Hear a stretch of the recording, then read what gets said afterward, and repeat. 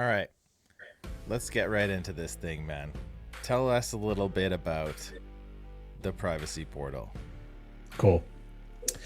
So this was a really cool product in the making. Essentially, so you guys might have seen some of these other privacy projects out there that have talked about shielded tokens or confidential tokens.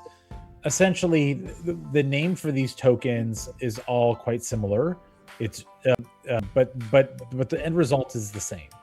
Is you're essentially taking a token and making it private so that you can't see, no, someone from the outside can't see using a blockchain scanner the asset that's in your wallet.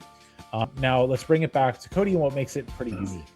Uh, on the network, we have a variety of assets that we have ported into the network, which already adds a whole bunch of private obscurity of a variety of tokens that is unique. So everything from our native token to ETH to wrapped BTC to Tether, there's a ton of value in this when it comes to Tether and USDC. And so, of course, again, these are all tokens that have been bridged over to COTI network. And then once they're here, you can take this token and essentially portal it into privacy. And this is where you're getting the full GC level encryption applied to this token and how it exists into your wallet. So there's a couple things you need going into this. You need tokens that are on the network, right? That you're holding in your wallet. You'll need to be holding these tokens in your MetaMask, and you'll need to enable MetaMask Snap. Sometimes MetaMask Snap can be a little bit buggy, just for what it's worth. A tracer ran into an edge issue, got it sorted out today. I think the latest update that we shipped to MetaMask Snap resolves a lot of these issues. I had to just do a quick refresh on it and it worked just fine. And I've been setting up different wallets and playing around with this. It works great. And then essentially what you're going to do is click the token that you want to move from public to private. So right now, this token, even though it's on COTI network, the entire network isn't encrypted, right? It's a public L2, and then what we're applying is the encryption layer. So what Trace is going to do now is he's going to portal these tokens in. There is a flat fee that you see here, which is 10 tokens. It's 10 tokens or a percentage.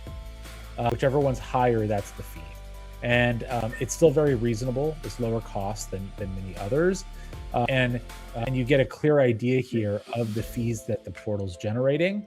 And then you can use this easy to use slider to portal into privacy. So go ahead and let's portal in. So now I'm going to be confirming this. I just wanted you to see that flow. Okay. And then everyone get ready to write down Tracer's private keys when he leaks them. This wallet is designaed for streaming and COTI videos over the years. So have fun with that address, guys. I'm just teasing all the trolls. And I wouldn't tease Trace if I didn't know he was already really solid about this. So everyone be safe, protect your information. Okay, so check this out.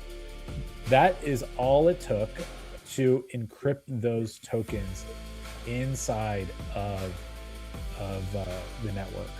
And what this does is it means that Tracer has a key, it's called an AES key, that allows him, because he has a separate private key in his wallet, to view the private tokens that are in his wallet, but no one else can actually see those once they're inside. They can't see his transfer. So if he transferred these tokens to another wallet, completely encrypted, completely private. And so this is using the not to get too technical, but the Boolean circuits. And essentially when he uses his key, it calls the garbled circuit to degarble it only for him while it remains encrypted on chain. And so I think if you go back to the portal, okay, check it out, guys. You can see that the balance moved to his private token balance, and this is now private. This is a completely private token. His tokens are no longer viewable on the network. They are only viewable in any system that uses the balance unlock, which would be MetaMask Snap or the actual native privacy portal. And this is a big deal, okay? Because in many ways, kind of crazy, but the early stages of privacy meant that you could make tokens private, but then even you couldn't see what you held in your wallet. So this is really, there you go, look at that. Into your MetaMask Snap, it goes. Again, you wouldn't traditionally be able to see this if he didn't have the embedded private key that he has for this wallet to view his private tokens. That lag was from me not confirming there. I don't know if you guys saw that there. I was too. I saw the lack of patience. I missed the lack of confirmation. Yeah, that was me. Yeah, and just for those who were wondering, he ported 78 COTI. The fee was 10 COTI, so that's why it says 68 here now. So it's deducted the fee. Exactly. And then it lives privately in his wallet. And at any point, he can portal back out at a few clicks of a button and make it public again. You can see it's just a really slick and simple interface.